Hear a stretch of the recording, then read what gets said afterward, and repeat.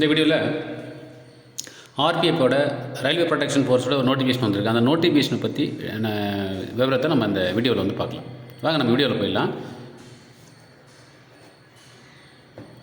பாருங்கள், first sub inspector மற்றும் police constable இந்த ரெண்டுத்துக்குமான நோட்டிஃபிகேஷன் தான் வந்து ஒன்றா விட்டுருக்காங்க. இதில் ஏஜ் லிமிட்டேஷன் பாருங்கள். எலிஜிபிலிட்டியில் வந்து ஃபஸ்ட்டு க்ரைட்டீரியா நம்ம ஏஜ் ரிலாக்ஸேஷன் வந்து எடுத்துக்கிறோம். சரிங்களா? அந்த ஏஜ் ரிலாக்ஸேஷன் ஏஜை பொறுத்தவரையிலையும் ஃபஸ்ட்டு வந்து பாருங்கள், எஸ்ஐக்கு வந்து 20 இயர்ஸ் வந்து மினிமம் இருக்கணும். கான்ஸ்டபிள்லாம் 18 இயர்ஸ் மினிமம் இருக்கணும்.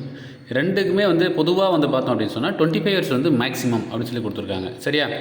இதில் ரிலாக்ஸேஷனும் வந்து கொடுத்துருப்பாங்க. ஏஜுக்கு கம்யூனிட்டி அடிப்படையில் நமக்கு ரிலாக்ஸேஷன் கொடுத்துருப்பாங்க. இங்கே பாருங்கள், அதாவது எஸ்சி எஸ்டியாக இருந்தால் 5 இயர்ஸும் ஓபிசியாக இருந்தால் 3 இயர்ஸும் வந்து நமக்கு வந்து ஏஜ் ரிலாக்ஸேஷன் வந்து கொடுத்துருப்பாங்க. இந்த ஆர்டினரி டொமிக்கல்டு இந்த யூனியன் டெரிட்டரி ஜம்மு காஷ்மீர் லடாக்கு இந்த இருக்கிறவங்களுக்கு வந்து ஏஜ் கொஞ்சம் அதிகமாக கொடுத்துருப்பாங்க. இது நம்ம யாரும் வரமாட்டோன்றதால நம்ம டேரெக்டாக இது மட்டும் பார்த்தாலே போதுமானது. இப்போ அதிகபட்சமாக அங்கே ஒரு 5 வருஷம் அங்கே தராங்களா, இந்த 5 வருஷம் நீங்கள் பார்க்கும்போது அப்போ எஸ்சி எஸ்டிக்கு பார்த்தீங்கன்னா மினிமம் எஸ்சி எஸ்டி பொறுத்தவரை மினிமம் ஏஜ் எஸ்ஐக்கு 20, அதிகபட்சம் 30. இது வந்து பார்த்திங்கன்னா எஸ்ஐக்கு. கான்ஸ்டபிள் எடுத்துக்கிட்டிங்கன்னா அவங்களுக்கு என்ன வரும், இது ஒரு பாருங்கள் 18 + 5 18 வந்து குறைஞ்சபட்சம், அதிகபட்சம் பார்த்திங்கன்னா ஒரு 5 அப்படின்னு பார்க்கும்போது 30 இயர்ஸ். அப்போ 18 years to 30 years, 20 years to 30 years இந்த கான்செப்டில் இது வந்து எஸ்சி எஸ்டிக்கு வரும். இதே நீங்கள் ஓபிசி எடுத்துக்கிங்க அப்படின்னு சொன்னால் ஓபிசிக்கு 20 மினிமம்ன்றது எல்லாருக்கும் ஈக்குவல் தான் 20, அதிகபட்சமாக எடுத்தோம்னா 28 வந்துடும். இது மினிமம் 18 தான் வரும், 28 வந்துடும். அப்போ அதிகபட்ச ஏஜ் தான் நமக்கு வந்து முக்கியம். குறைந்தபட்ச ஏஜ்ன்றது எல்லாருக்குமே வந்து காமனானது தான், அதில் எந்த ஒரு மாற்றமும் கிடையாது. இந்த குறைந்தபட்ச ஏஜ் அப்படி தான் இருக்கும். சரிங்களா? இப்போ அதிகபட்ச ஏஜில் எஸ்ஐக்கு வந்து பார்த்திங்கன்னா எஸ்ஐக்கு அண்டு கான்ஸ்டபிள் ரெண்டுத்துக்குமே வந்து 30 இயர்ஸ் எஸ்சி எஸ்டிக்கும், ஓபிசிக்கு 28 நமக்கு வந்து வரும். சரிங்களா? அடுத்து ஹைட்டுக்கு வந்துடலாம். வாங்க, ஃபிசிக்கல் மெஷர்மெண்ட்டில் ஹைட்டு பார்த்தோம் அப்படின்னா, அதாவது யூனிஃபார்ம் சர்வீஸுக்கு போகணும்னு நினைக்கிறவங்க ஹைட்டு கம்மியாக இருக்கிறவங்களுக்கு இது ஒரு நல்ல வாய்ப்பாக இருக்கும். இதில் ஓபிசி ஓகேங்களா, ஓபிசி மற்றும் காமன் ஜென்ரல் கோட்டாவில் ரெண்டுலேயுமே பார்த்தீங்கன்னா 165 மேலுக்கு, 157 வந்து பார்த்திங்கன்னா கேர்ளுக்கு கொடுத்துருக்காங்க. நம்ம போலீஸுக்கெலாம் பார்த்திங்கன்னா 159 கொடுத்துருப்பாங்க கேர்ளுக்கு, ஜென்ஸுக்கு வந்து 170 கொடுத்துருப்பாங்க பிசிக்கு. எஸ்சி எஸ்டி பொறுத்தவரை 160 பாய்ஸுக்கு, 152 கேர்ள்ஸுக்கு கொடுத்துருக்காங்க. சரிங்களா? இங்கே பாருங்கள், செஸ்ட்டோடது ஜென்ரல் கேட்டகரி மற்றும் ஓபிசி கேட்டகரியில் பார்த்திங்கன்னா உங்களுக்கு 80, 85, எஸ்சி எஸ்டியில் பார்த்திங்கன்னா 76.2, 81.2 இந்த கான்செப்டுக்குள்ளே நமக்கு வந்து ஃபிசிக்கல் மெஷர்மெண்ட் டெஸ்ட்டு வரும். சரிங்களா? எஜுகேஷன் குவாலிஃபிகேஷன் அடுத்து பார்த்துடலாம். இப்போ நெக்ஸ்ட் அதுக்கு முன்னாடி வந்து நம்ம எக்ஸாம் பேட்டர்ன் வந்து பார்த்துடலாம். எக்ஸாம் பேட்டர்ன் பொறுத்தவரையும் உங்களுக்கு டோட்டல் 120 கொஷின்ஸ் வரும். டோட்டல் 120 கொஷின்ஸு ரெண்டுமே காமன் தான். 120 கொஷின்ஸுக்கு டைம் வந்து பார்த்திங்கன்னா 1.5 hour, 1 hour 30 minutes அப்படின்னு சொல்லலாம். 1 hour 90 minutes. இது வந்து நமக்கு கம்ப்யூட்டர் பேஸ்டு எக்ஸாமில் நம்ம கொடுக்கப்பட்ட டைமு. இதில் ஜென்ரல் அவேர்னஸில் 50 கொஷினு, மேக்ஸில் 35, ரீசனிங்கில் 35, இது ஒரு 70, அது ஒரு 50, மொத்தம் 120 கொஷின்ஸு. இதை நீங்கள் ப்ராக்டிஸ் பண்ணுறது ஸ்ப்ளிட் பண்ணி பண்ணால் நல்லாயிருக்கும். இந்த 50 கொஷின் நீங்கள் ஒரு 25 மினிட்ஸில் வந்து போகிறோம். ஒரு கொஷனுக்கு ஆஃப், அதாவது 30 செகண்டு. ஒரு சில கொஸ்டின் நீங்கள் 20 செகண்டில் கூட ஆன்சர் பண்ணுற மாதிரி இருக்கும். ஒரு சில கொஸ்டின் 40 செகண்டு பண்ணுற மாதிரி, கொஞ்சம் படித்து போடுற மாதிரி தான், யோசிச்சு போடுற மாதிரினா.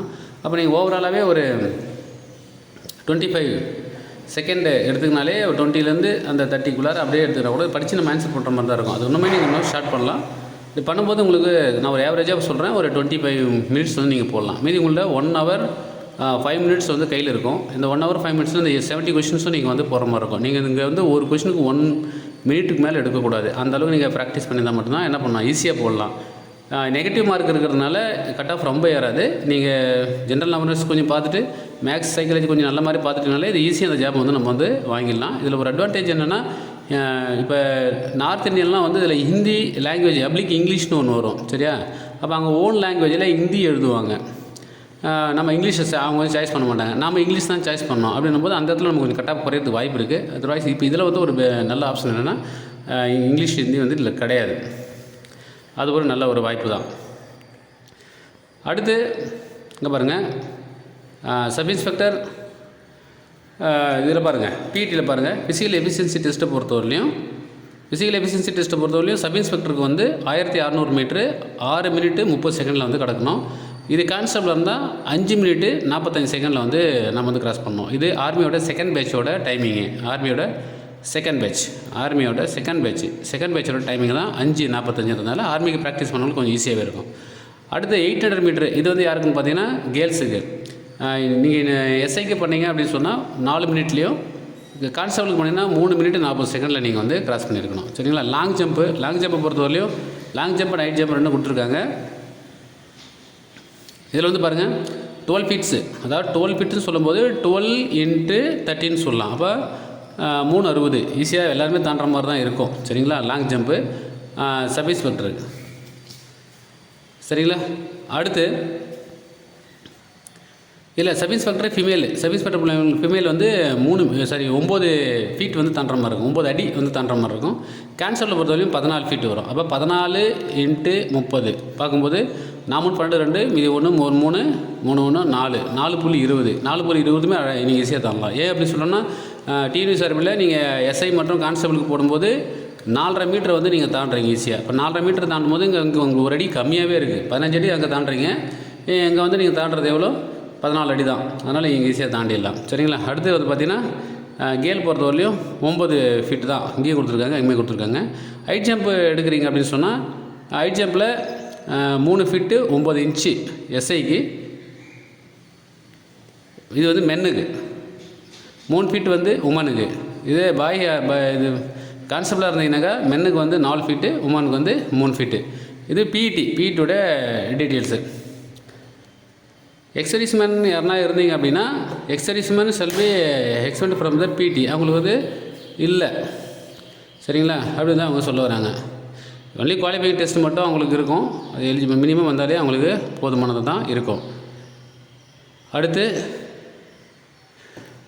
பிடி PMT qualifying in nature no marks are be awarded. நீங்கள் எக்ஸாமில் என்ன மார்க் எடுக்கிறீங்களோ அந்த மார்க்கோட அடிப்படையில் தான் உங்களுக்கு கட்டாக போகிறோம். இந்த ஃபிசிக்கல் நடத்துறது உங்களுக்கு மார்க்லாம் கிடைக்காது. நம்ம டிவி சாரில் நடத்துகிற மாதிரி சிங்கிள் ஸ்டார் டபுள் ஸ்டார் அந்த கான்செப்ட்டு இங்கே கிடையாது. உங்களுக்கு அதுக்காக மார்க் எதுவும் எக்ஸ்ட்ரா தரப்படுது, ஒரு குவாலிஃபிகேஷன் தான். அது நீங்கள் ஃபெயில் ஆனால் ஃபெயிலு, பாஸ் ஆனீங்கன்னா பாஸ், அவ்வளோதான்.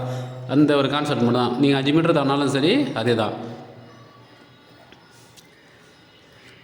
இதே பாருங்கள், மினிமம் வந்து நமக்கு ரேங்க் லிஸ்ட்டில் பேர் வரணும் அப்படின்னா எஸ்ஐ பொறுத்தவரையிலையும் 42 குவாலிஃபைங் வந்து, அதாவது 120க்கு 42.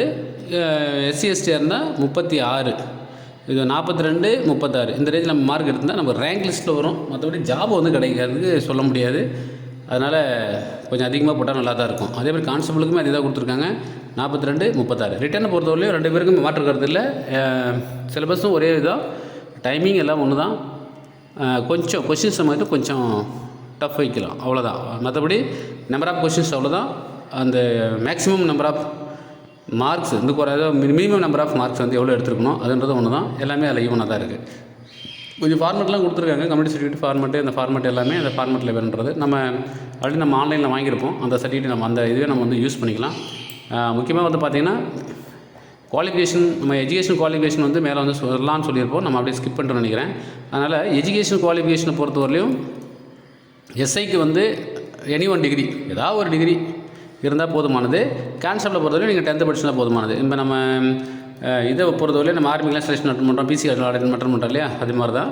அதனால் ஒன்றும் பிரச்சனை இல்லை. டேட் ஆஃப் பர்த் மட்டும் நீங்கள் பார்த்துக்குங்க. இந்த டேட் ஆஃப் பர்த் அடிப்படையில் இருந்துச்சுன்னா நீங்கள் வந்து பண்ணுங்கள். நம்ம வந்து மேக்ஸு சைக்காலஜிக்கு யூடியூப்பில் வந்து வீடியோ வந்து இப்போ வந்து அப்லோட் பண்ணலான்னு இருக்கோம்.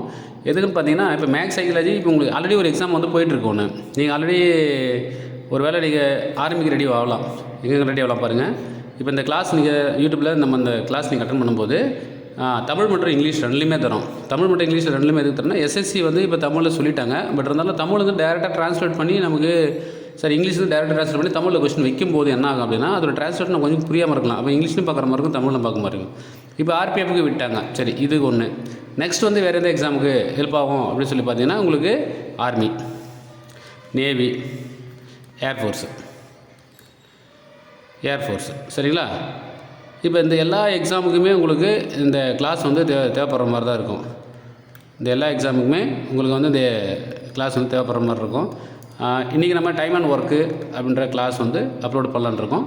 அது பாருங்கள், நீங்கள் உங்களுக்கு பிடிச்சிருந்தனா சப்ஸ்கிரைப் பண்ணி வைங்க.